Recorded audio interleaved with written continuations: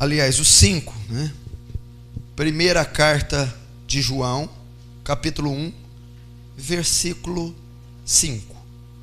E esta é a mensagem que dele ouvimos, e vos anunciamos, que Deus é luz, e não há nele treva alguma. Se dissermos que temos comunhão com ele e andarmos em trevas, mentimos e não praticamos a verdade. Mas se andarmos na luz, como ele na luz está, temos comunhão uns com os outros, e o sangue de Jesus Cristo, seu Filho, nos purifica de todo pecado. Então eu disse na pregação de ontem que para se fazer cristão tem que ter a evidência, o fruto. E hoje a epístola, a primeira epístola de João vai nos ensinar que evidências são essas. Quais frutos são esses que o cristão verdadeiro, que o salvo e o convertido verdadeiro tem que dar? Primeiro, então, primeira evidência está no versículo 5. E esta é a mensagem que dele ouvimos e vos anunciamos, que Deus é luz, e não há nele treva alguma. O que significa Deus é luz? Aqui tem várias interpretações, mas eu vou trazer aquela que é compatível ao ensino. Deus é luz, ou seja, imaculado, santo, perfeito, não há treva alguma, não há qualquer mancha, qualquer ruga. Deus é simplesmente perfeito. Mas luz também diz que Deus não está na obscuridade, Deus não está no oculto, Deus é luz. O que significa Deus ser luz? Deus se revelou, Deus se fez conhecer, Deus se apresentou. Deus é luz, Deus não é obscuro, oculto, desconhecido, não. Luz brilhou sobre os homens, revelou-se aos homens através da criação, através do seu Filho e através da sua palavra. Deus é luz. E como ele se revela? Através da Escritura. A palavra revela quem é Deus, o caráter de Deus. Se você quer saber quem é Deus, estude as Escrituras, estude o livro dos Salmos, e você vai conhecer muito sobre o caráter, a personalidade, o temperamento e os atributos de Deus. O livro de Salmo. Então a palavra, quando Deus se revela ao homem, luz, se revela por um dos meios, a Escritura. E a Escritura revela o seu caráter. Segundo, a Escritura, a palavra, revela qual a sua vontade. Deus revela a sua vontade para os homens. E como ele revela a sua vontade? Através dos seus mandamentos. É a vontade de Deus que o obedeçamos pelos seus mandamentos. Quando eu cumpro, observo os mandamentos, as ordenanças de Deus, eu estou o obedecendo. E quando eu estou obedecendo a Deus, eu estou fazendo a sua vontade. E o que significa? A primeira evidência de um verdadeiro salvo, de um verdadeiro convertido, ele anda pela revelação que Deus o deu. Deus se revela através da Escritura, e a evidência que ele é salvo é fazer a vontade de Deus revelada na Escritura. O que significa? A palavra me foi revelada. A palavra de Deus é um compêndio doutrinário de regras, normas, preceitos, estatutos, morais, sociais, civis e espirituais. A primeira grande evidência de um verdadeiro salvo significa: ele aplica cada conceito bíblico revelado por Deus na sua vida diária. A palavra, ela tem princípios para todas as áreas da nossa vida. E um cristão verdadeiro não dá um passo sem aplicar o conceito bíblico na sua vida. Deus se revela, ele recebe a revelação e anda pela revelação de Deus, obedece à vontade de Deus. E como ele obedece? Quando ele aplica a revelação, princípio bíblico, conceito bíblico no casamento, conceito bíblico no trabalho, conceito bíblico no relacionamento. E eu te digo, se você é verdadeiramente salvo, todas as suas decisões, ações, pensamentos passam pela Escritura. E sabe o que eu vejo hoje na cristandade? Muitos cristãos professos, te dizem salvos, congregam, vivem uma vida em total desacordo com a palavra. Você não dá um passo se aplicar o conceito bíblico. Como é ser um bom funcionário? As epístolas de Paulo: servi vosso Senhor, não à vista para agradar homem, mas como para agradar a Deus. Estou aplicando o conceito bíblico. Maridos, deveis amar vossa esposa como Cristo amou. Eu estou aplicando o conceito bíblico. Eu não amo de qualquer jeito. Eu não me relaciono com a minha esposa do jeito que eu quero, porque aí eu me torno ímpio, confessando assim que eu não sou salvo, porque eu não estou andando na revelação de Deus. Vós filhos não, vós pais não provoquei a ira dos vossos filhos. Eu não posso ser qualquer pai para o meu filho, eu tenho uma revelação, e porque eu sou salvo, eu aplico aquela revelação. Não sabeis que o vosso corpo é templo do Espírito Santo, e não é proveniente de vós mesmos, mas é de Deus? De certo que se alguém destruir o templo de Deus, Deus o destruirá. Cada um possuai o seu vaso como santificação, para santificação e honra. O que é vaso? O corpo. O que é o corpo? O templo do Espírito Santo. Baseado nessa informação, nesse princípio revelado, eu, por ser um verdadeiro salvo, vou aplicar na minha vida. O meu corpo é templo do Espírito Santo. Então não é qualquer vestuário que eu posso colocar nele. Olha aí a prova que eu sou cristão. Olha a evidência. Estou aplicando o conceito bíblico. Possui o vaso para santificação. O que significa? O seu corpo, o seu ser é feito para ser santificado e não para ser instrumento de cobiça. Então, com as suas ações você prova se é salvo ou não. Aplica este conceito e o seu corpo é uma vitrine de santidade ou uma vitrine de sensualidade. A contribuição. Quantos cristãos dentro da igreja, apesar do advento da teologia da prosperidade, dízimo e oferta, não são contribuintes, não ofertam, não contribuem, não está aplicando o preceito bíblico? Provérbios 3:9, contribuir com a primícia de toda a minha fazenda. Então, como eu posso me dizer cristão? Primeira evidência: aplicar a revelação, andar pela revelação dada de Deus através da Escritura.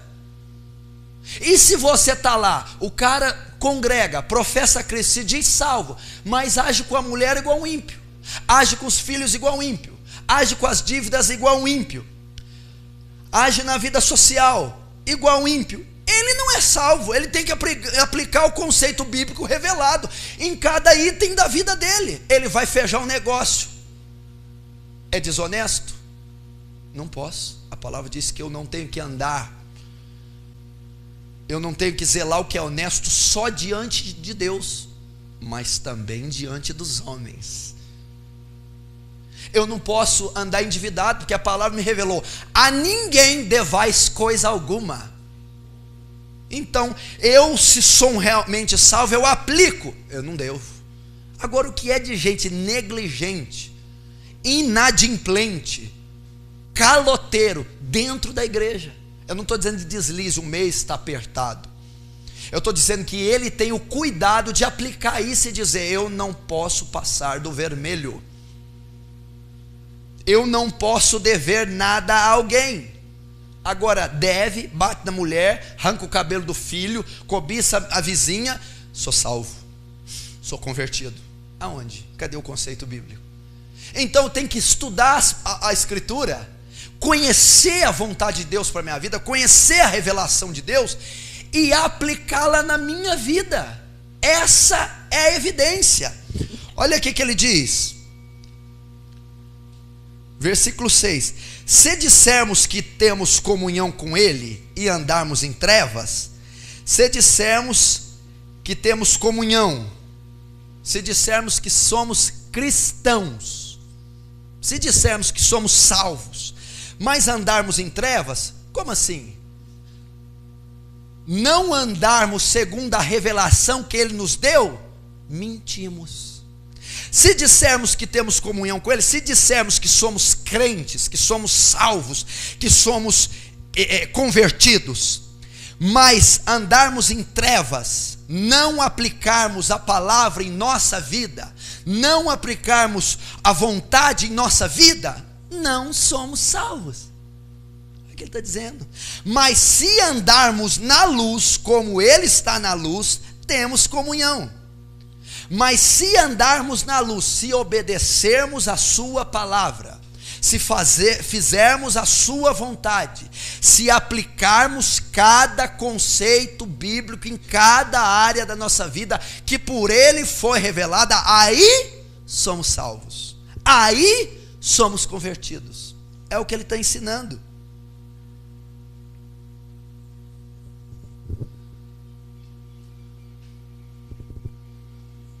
É o que ele está ensinando. Quando você vai fechar negócios, quando você vai, meu irmão, é a sua vida pública, social, familiar, cada detalhe. Você é um marido bíblico? O que Deus exige para o marido? Você conhece e aplica? O que Deus exige para uma esposa? Você conhece e aplica? O que Deus revelou para um filho bíblico? Você conhece e aplica? Qual é o princípio bíblico para um relacionamento? Seu relacionamento é bíblico?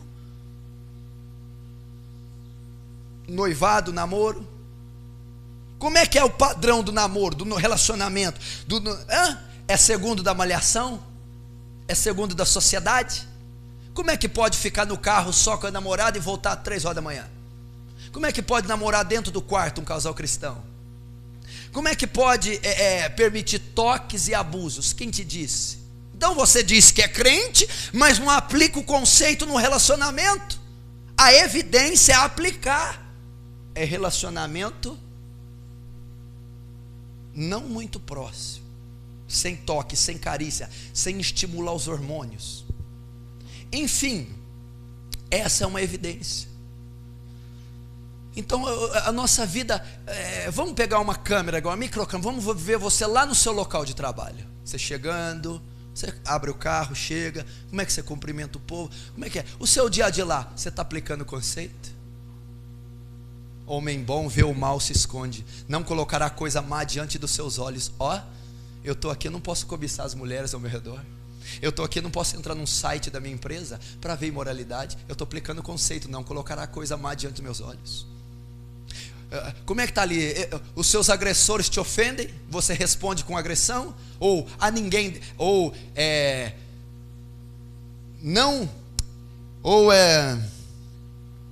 a ninguém deixeis vencer do mal, mas vence o mal com bem. E a câmera está ali, ranzinza, iracundo, negligente, lambão, imoral, está ali.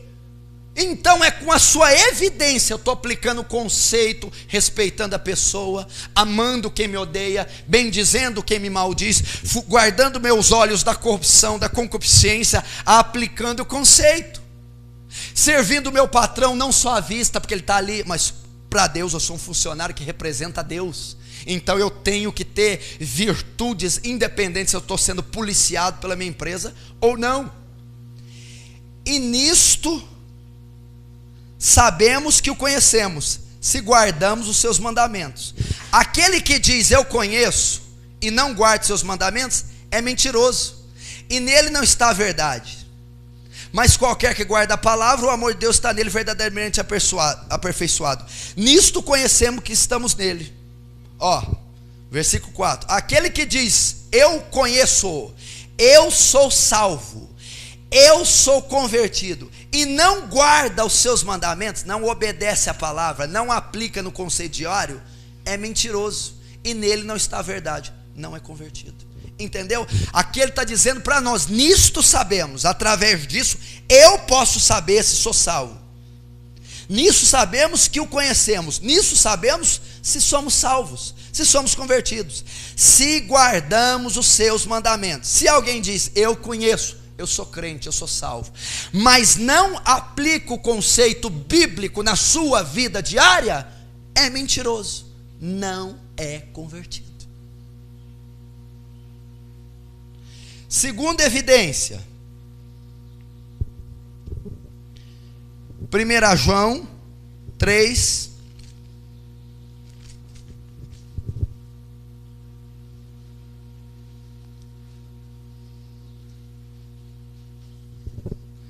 Primeira João 3, 9. Qualquer que é nascido de Deus não comete pecado, porque a sua semente permanece nele, e não pode pecar, porque é nascido de Deus. Até aí. Segunda evidência, segundo fruto que comprova que alguém é salvo. O primeiro, andar pela revelação de Deus dada na Escritura. O segundo, ser sensível ao pecado, ter uma vida de arrependimento. Olha o que ele está dizendo aqui: qualquer que é nascido de Deus não comete pecado. E aqui está no grego amartano, é um infinitivo presente vivo que subentende ação contínua. Então está dizendo que quem é salvo nunca mais pecará. Ele está dizendo que quem é salvo não fará ação contínua, prática diária, estilo de vida pecaminoso. Qualquer que é nascido de Deus, qualquer que é salvo, qualquer que é convertido, não comete pecado, não tem a prática diária no pecado, não tem o pecado como estilo de vida. Por quê? Porque a sua semente permanece nele, porque o seu espírito está nele, porque ele foi regenerado, porque é outra natureza que habita nele, é a natureza de Cristo. E se a natureza de Cristo habita verdadeiramente nele, ele não pode pecar. Por quê? Porque é nascido de novo, porque é salvo. Então o convertido, o salvo, ele não tem o pecado como estilo de vida, ele não tem o pecado como habitual, ele não tem o pecado como prática diária. E se você se diz salvo, se você se diz convertido, mas não sabe diferenciar o santo do profano, você não é salvo. Se você não é sensível ao pecado, você não é salvo. A evidência é sensível. O cristão verdadeiro peca? Peca. O convertido verdadeiro peca? Peca. O salvo peca? Peca. Mas ele não pode permanecer no pecado. Ele não permanece. E a evidência que um salvo é salvo mesmo pecando, é que mesmo quando ele cai e peca, ele cai numa profunda tristeza, num profundo arrependimento, numa profunda angústia. Agora o cristão atual se diz salvo, se diz cristão e peca, e não tem quebrantamento, não tem tristeza, não tem lágrima pelo pecado, não é sensível à carnalidade a qual ele vive, mente com muita facilidade, prostitui-se com muita facilidade, não tem nenhum cuidado de guardar os olhos, não é sensível, cobiça descaradamente, é desonesto no emprego, não é sensível, é um funcionário lambão, é uma pessoa de costumes vulgares, está dentro do corpo de Cristo, se diz salva, mas não tem sensibilidade ao pecado. O meu povo, igreja, cristão, não sabe diferenciar o santo do profano, o precioso do vil. Não tem temor, está num culto no domingo, cantando, louvando, adorando a Deus em lágrimas. Na segunda-feira está na lama do pecado. Não tem sensibilidade, meu irmão. Um cristão verdadeiro, meu irmão, qualquer que é nascido de Deus, salvo, não vive na prática, porque sua semente permanece. A semente não entrou e depois saiu, permanece, está estática. Foi estabelecida uma nova natureza, pura, santa, divina, regeneradora. É o Espírito de Deus. Então ela não pode.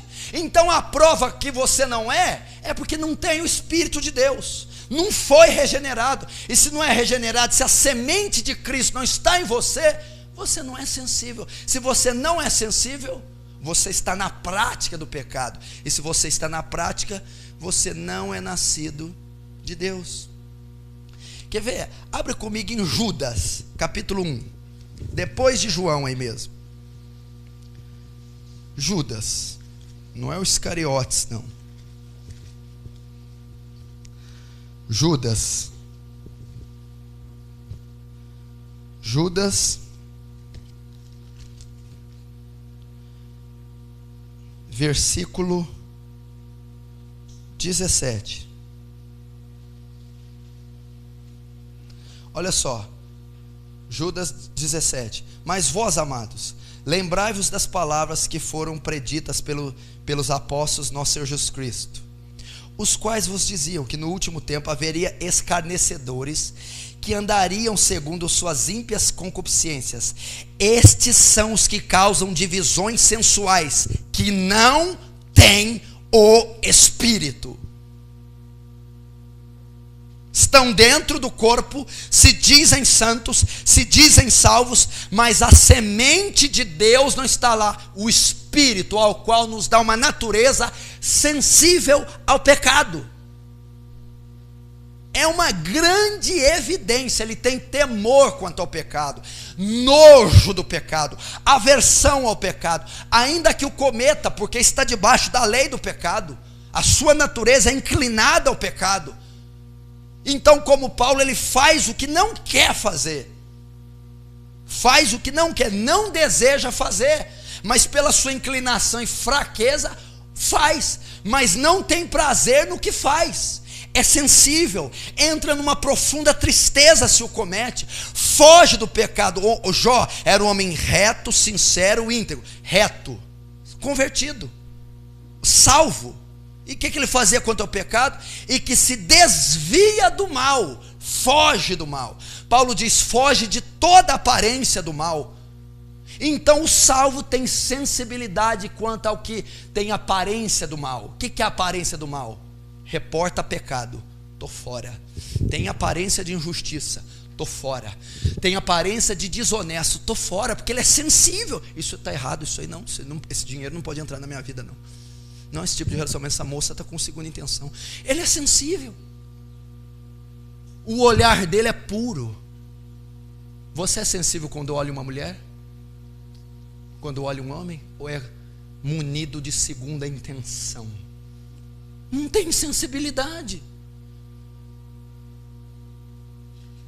Então essa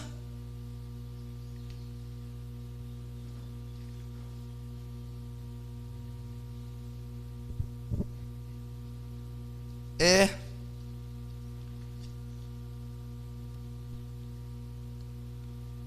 a segunda evidência, sensibilidade ao pecado, vida de arrependimento, contrição. Aí nós temos o termo, aí vem a autojustiça até nós. Deixa eu ver, vida de pecado, não fumo, não bebo, não traio minha esposa, pago algumas contas em dias.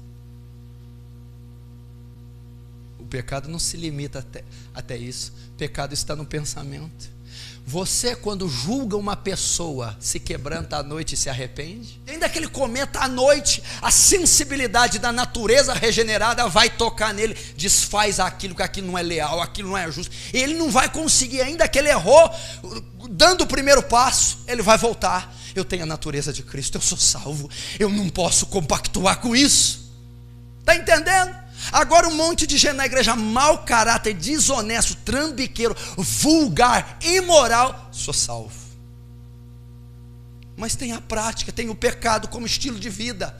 Palavras torpes, palavrões, mentiras, desonestidade, falsidade, ira, emulação, porfia, contenda, divisão. Essa é a segunda evidência. Sensibilidade ao pecado. Terceira evidência.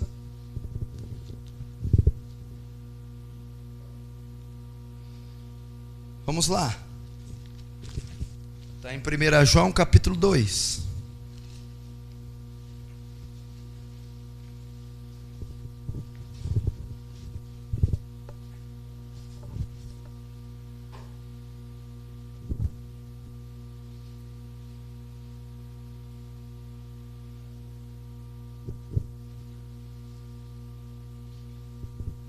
Versículo 6. 1 João 2,6. Aquele que diz que está nele, também deve andar como ele andou. Terceira evidência. Aquele que diz estar nele. Aquele que diz que é salvo. Aquele que fez a profissão pública. Aquele que batizou-se. Aquele que agregou a uma denominação e confessa: sou salvo, sou crente. Qual é a terceira evidência? Tem que andar como ele andou, como Cristo andou. Tem que ser como Paulo: sedes meus imitadores, como eu sou de Cristo. Imitar a Cristo, andar como ele. Atos 11:26 está escrito assim na igreja de Atos: pela primeira vez em Antioquia, os discípulos foram chamados de cristãos. Por quê? Se pareciam com Cristo, andavam como Cristo, imitavam a Cristo, tinham o caráter semelhante ao de Cristo. Pastor, imitar a Cristo, andar como Cristo andou, é ser perfeito como Ele? Nós não vamos conseguir, porque a Bíblia diz que em tudo ele foi tentado, mas sem pecado. Mas vai haver um esforço descomunal em nós para imitá-lo. Nós vamos desejar ser como ele, como o capitão da nossa salvação, como nosso mestre. Vamos querer praticar todos os seus hábitos revelados nos 4 evangelhos. Vamos ter o zelo por se parecer com ele. Essa é a evidência. Aquele que diz ser crente deve andar como ele andou. Agora eu vou ensinar especificamente o que é o contrário. Porque andar como ele andou é obedecer a palavra.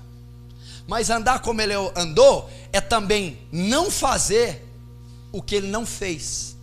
E o que é? O versículo 15 do 2.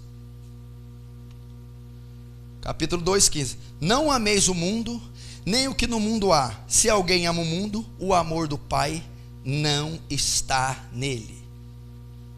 Se alguém ama o mundo, não é salvo, não é convertido. Então vamos lá. O que é andar como Cristo andou? Cumprir os preceitos bíblicos, ser parecido com ele. De quem essa esfinge? De César. Como que Jesus era com os impostos? A vida pública, social de Jesus. De quem essa esfinge? De César. Dá a César o que é de César e a Deus o que é de Deus. Jesus andava em dia com a sociedade. Olha a conduta, tem que ser como ele. Mas Jesus também era um homem que abominava o mundo. Vem aí o príncipe desse mundo, e ele, com esse mundo, nada tem de mim. Quer imitar? Andar como ele é, não participar do mundo. Andar como ele é não se alegrar, não amar, não ser influenciado pelo mundo. Vem o príncipe desse mundo, e ele com esse mundo nada tem comigo. E alguém que diz salvo anda como eu andei e é separado do mundo. É isso que ele está dizendo.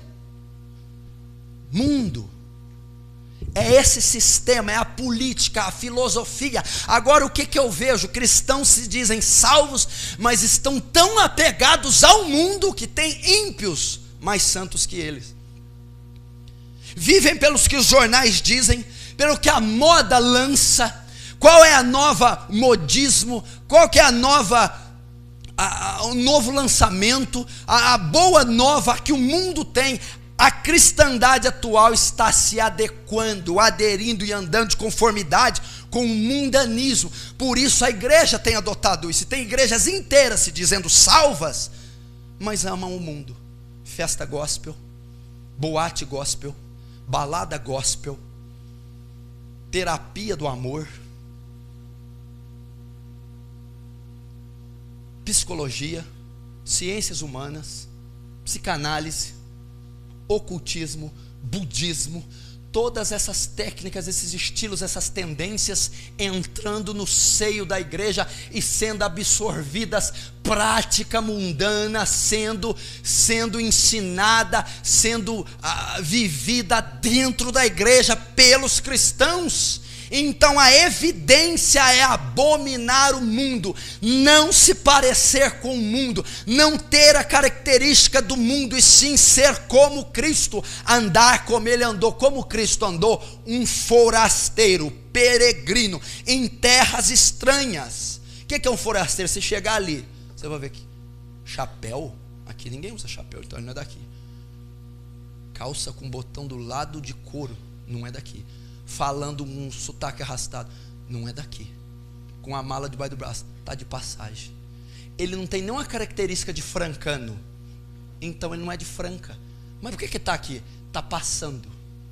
A mesma coisa, você não tem nenhuma característica dessa sociedade ímpia, você não tem nenhuma característica desse mundo, fala diferente, veste diferente, pensa diferente. Mas o que você está fazendo aqui? Estou de passagem. Estou peregrinando até a Terra Santa, até a Canaã. Essa é a evidência que eu sou salvo, me pareço com Cristo, imito a Cristo no preceito bíblico revelado, e também naquilo que ele abomina, separação do mundo. E se alguém ama o mundo, o amor do Pai não está nele, ele não é convertido. E eu vou dizer o que é amar o mundo. Agora vamos lá, agora eu vou entrar numa coisa profunda. Como eu sei que eu sou convertido? Amor ao mundo está ligado à vontade. Eu tenho vontade de jogar videogame, Warcraft, cheio de demônio. Eu tenho vontade de ver filme que sai sangue, Van Helsing, demônio, capeta, estupro, assassínio. Eu gosto de ver novela, um traindo o outro, a outra pegando a fulana, e adultério comendo solto.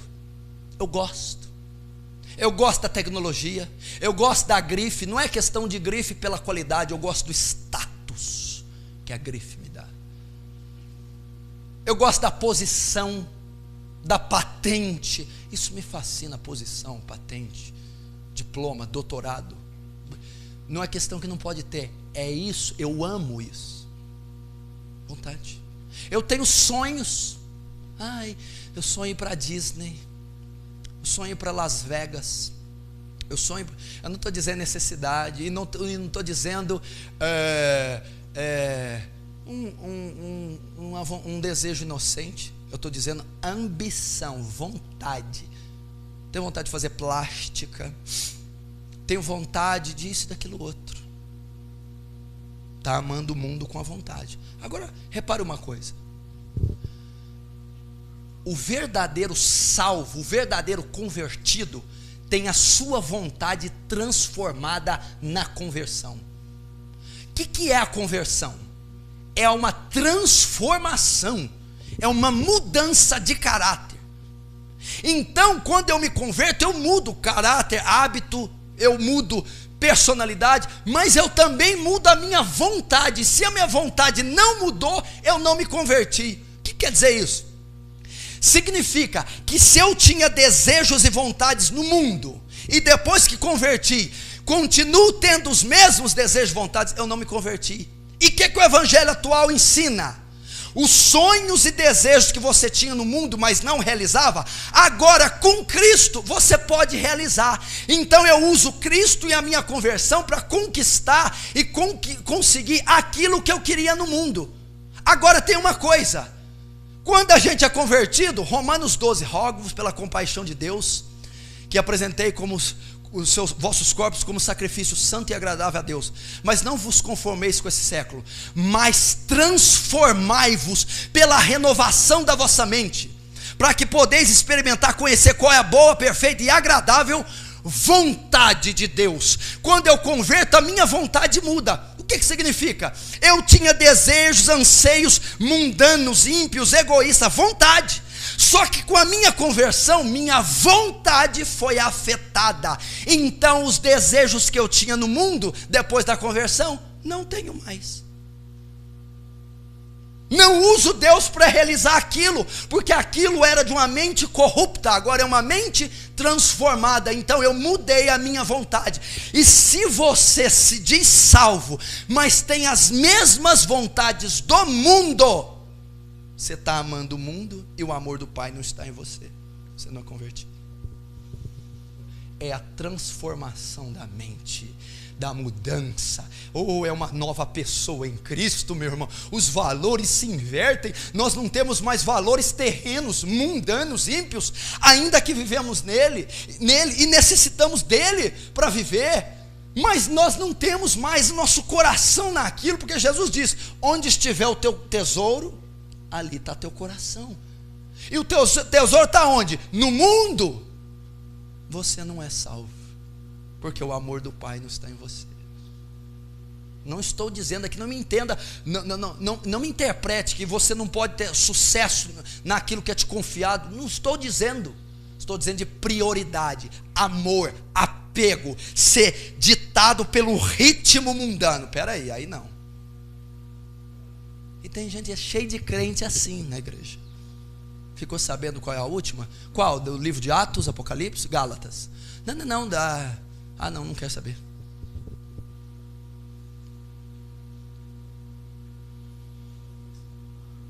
E esse negócio da vontade tem falado comigo, eu tenho tentado ensinar isso. Que muita gente converteu, mas a vontade não mudou. Tem o mesmo desejo do mundo. Como que pode isso? Se Romanos 12 diz que somos transformados e a vontade nossa passa a ser a vontade de Deus. Quarta evidência, 1 João capítulo 2, versículo 9, uma revelação, uma declaração estupenda. 1 João 2, 9. Aquele que diz que está na luz e aborrece seu irmão, até agora está em trevas. Aquele que ama o seu irmão está na luz, e nele não há escândalo. Mas aquele que aborrece seu irmão está em trevas, e anda em trevas, e não sabe para onde deve ir, porque as trevas lhe cegaram os olhos. Quarta evidência: amar nossos irmãos em Cristo, andar com eles, servi-los, ter comunhão com eles, é uma evidência. Cristão que odeia outro cristão, aqui não está dizendo do próximo, de ímpios, está dizendo ama o seu irmão, irmão em Cristo, que professa a mesma fé em Cristo, os cristãos em toda a igreja do Senhor no mundo. E a quarta evidência, ele diz: aquele que diz que está na luz, aquele que diz ser salvo, mas aborrece, odeia, tem algo contra o seu irmão, até agora está em trevas. Até agora significa nunca se converteu. Mas aquele que ama seu irmão, o outro cristão, está na luz, esse é convertido. Essa é uma evidência, ele é salvo, e nele não há escândalo. Mas aquele que aborrece, que odeia, está em trevas, e anda em trevas. Está e anda, não converteu e continua não convertido, não foi salvo e continua não salvo. Olha essa evidência. Amar está ligado à salvação. O amor está ligado à salvação. Já parou para pensar? Aquele que diz que está na luz, que é salvo. mas odeia o irmão, está em trevas, não pode ser salvo.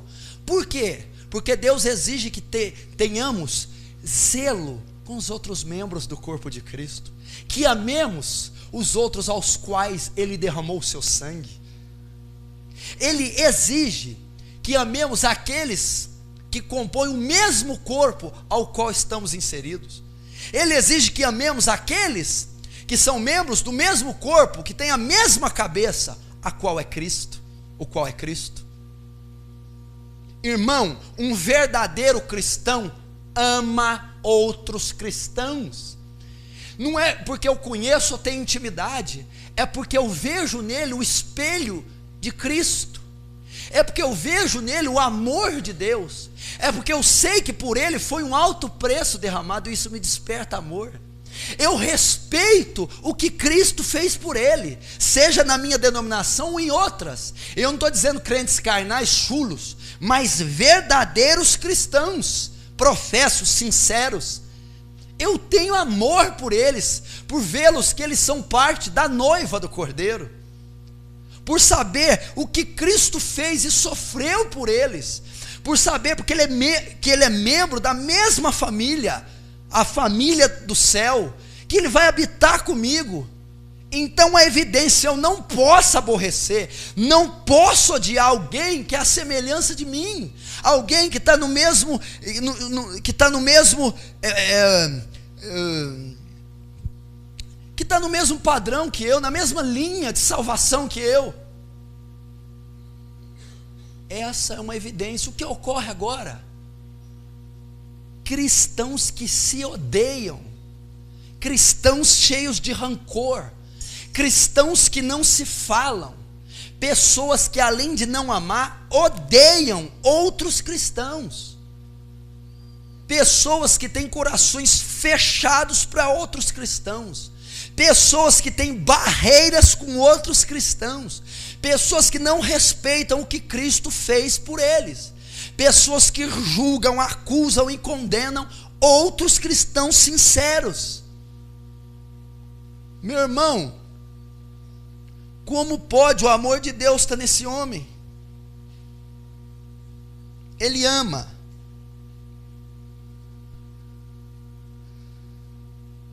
Tem carinho. Você já viu quando um cristão sincero vê o outro cristão sincero com problema? Ajuda, tem carinho, tem zelo, se preocupa com os problemas dele, demonstra amor como se fosse um membro da família, um irmão, um filho. Assim é o salvo. Por quê? Porque Deus é amor e Deus habita em nós. O Altíssimo não habita mais em templos feitos por mãos de homens, mas habita em nós. Se Deus é amor, o amor está em nós, e temos esse cuidado para com os membros da nossa família. Meu Deus, amar demonstra salvação. Segundo, quer servi-lo, quer servir, tem necessidade de servir outro irmão em Cristo carente, outro irmão necessitado. Não é um egoísta, não está alheio à necessidade local que o envolve. Ele quer servir outros cristãos sinceros. Como eu disse, não é todas as coisas, Deus não vai fazer todas as coisas.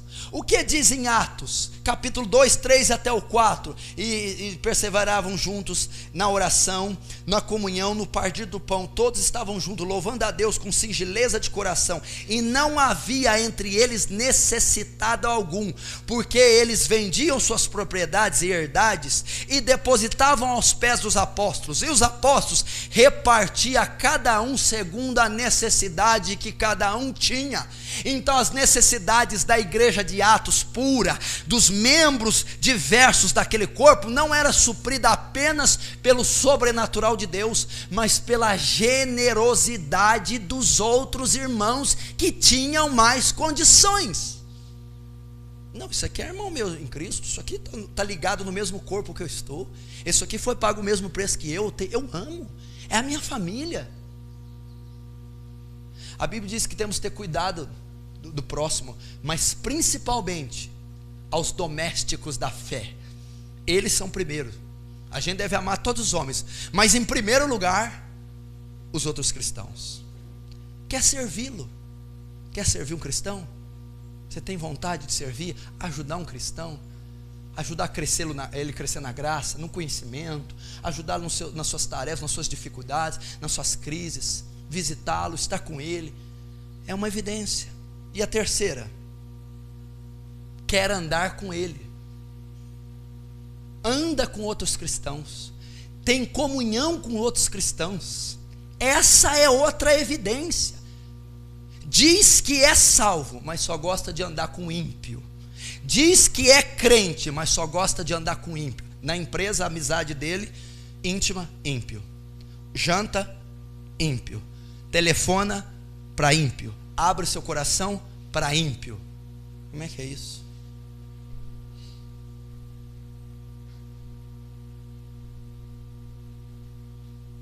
O que a Bíblia diz? Bem-aventurado o homem que não anda no conselho dos ímpios, nem se detém no caminho dos pecadores, e nem se assenta na roda dos escarnecedores. Antes tem o seu prazer na lei do Senhor, e na sua lei medita de dia e de noite. Meu Deus do céu, uma pessoa realmente salva, convertida, ela quer comunhão com outros cristãos, ela anda com gente que reflete luz. Você já percebeu que isso tem dentro da igreja? Você pode ver quando um crente que não é convertido, mas está na igreja, ele não anda com outros crentes fortes, ele procura sempre os carnais da igreja, ele sempre está na rodinha dos mais fracos. Pode ver. Ele diz que é crente, mas não ama o irmão, não quer comunhão com os irmãos, e mesmo quando ele está na igreja, ele procura comunhão com os outros carnais, ele está sempre com os mais fracos. Aqueles que nunca conversam de Bíblia, nunca falam de Deus, de oração, nunca compartilham das suas experiências, eles estão com os profanos da igreja, os carnais, os fracos, sempre com conversa tola, fútil, inútil, mundana. Pode perceber? Não é evidência. O verdadeiro crente quer andar com gente que tem autoridade, quer comunhão com gente que fala das grandezas de Deus, que fala das maravilhas de Deus, que fala dos testemunhos, das experiências que ele teve, que compartilha da fé, da escritura, de uma revelação, de um testemunho fantástico que Deus operou na sua vida. É a evidência. Aquele que diz estar nele, ama o seu irmão, quer servi-lo, quer andar e ter comunhão com outros irmãos em Cristo. Pode ver na igreja, pode ver. Olha o 3, no versículo 16. Conhecemos o amor nisto, que ele deu sua vida por nós, e nós devemos dar vida pelos irmãos. Agora o 17. Quem, pois, tiver bens do mundo, e vendo o seu irmão necessitado, e lhe cerrar seu coração, como estará nele o amor de Deus? Olha aqui, quem escreveu isso aqui entendia de amor, viu? Escreveu o livro de João. Para mim o melhor livro, o que eu mais gosto. Depois dessas cartas fantásticas, João, o apóstolo que reclinava o ouvido no peito de Jesus, tinha intimidade, comunhão. Ele faz aqui uma pergunta, ele aqui está conduído. Quem, se tiver bens no mundo, condição, mas vendo o seu irmão necessitado, e lhe cerrar o coração, e não ajudar, e ficar alheio, como estará nele o amor de Deus? Como que pode uma pessoa dessa ser salva, ser convertida? Não é convertida, não é salva, é o que ele está dizendo. Como é que pode? Alguém tem a condição, é crente, se diz salvo, mas vê um irmão com necessidade e cerra, e faz vista grossa. Como uma pessoa dessa pode ser salva? Pode ser convertida? Quinta evidência, 1 João 3, versículo 2. Amados, agora somos filhos de Deus, e ainda não é manifesto o que havemos de ser, mas sabemos que quando ele se manifestar, seremos semelhante a ele, porque assim como ele é, o veremos. E qualquer que nele tenha essa esperança, purifica-se a si mesmo, como também ele é puro. Agora eu vou ser bem rápido. Quinta evidência, santificação. Santificação. Um verdadeiro salvo cresce na santidade. Hebreus capítulo 12:14 diz assim: segui a paz com todos e a santificação, sem a qual ninguém verá a Deus, sem a qual não somos salvos, sem a qual não somos convertidos. Santificação. Uma pessoa que diz salva, que diz crente, cresce em santidade, se santifica gradativamente, não se converte e se santifica em um dia, mas cresce diariamente, mês após mês, em santificação. E o que nós estamos vendo? Cristãos que se dizem salvos, mas não tem essa evidência, não tem progresso espiritual, justificador na santificação. O que é santificação? Separação, crescer a estatura moral de Cristo. O que é Deus? Deus é santo, o homem caído e corrupto. A santidade só procede de Deus. Ele transfere a nós, mediante a nossa conduta, a nossa comunhão com Ele. Então, quando temos comunhão com Deus, somos santificados, entendeu? E como somos santificados, nós estamos evidenciando que somos salvos. O que 2 Pedro diz? Todos nós, com cara descoberta, refletindo como espelho a glória do Senhor, somos transformados de glória em glória. A santificação é de glória em glória. O que entende-se isso? A pessoa, quando ela entra na igreja, começa a dar os seus primeiros passos, depois de algum tempo, elas têm que estar num nível espiritual maior.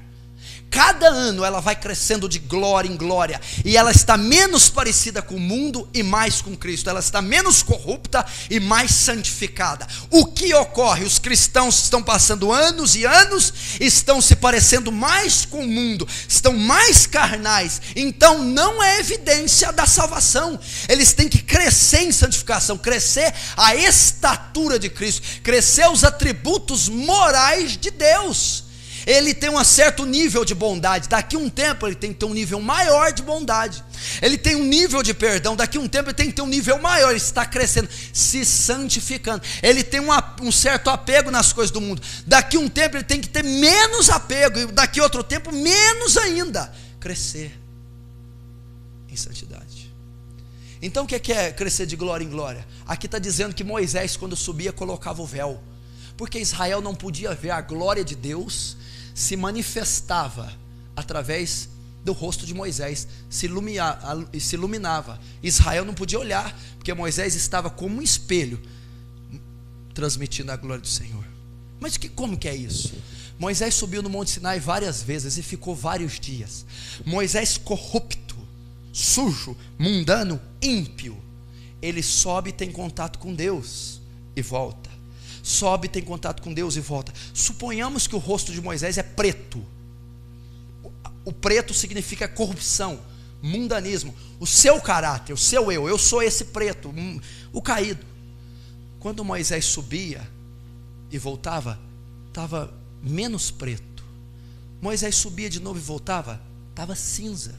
Quando Moisés subia de novo no monte e voltava, cinza bem clarinho. Subia mais uma vez e voltava, branco. Subia mais uma vez, transparente. Subia mais uma vez, reluzente.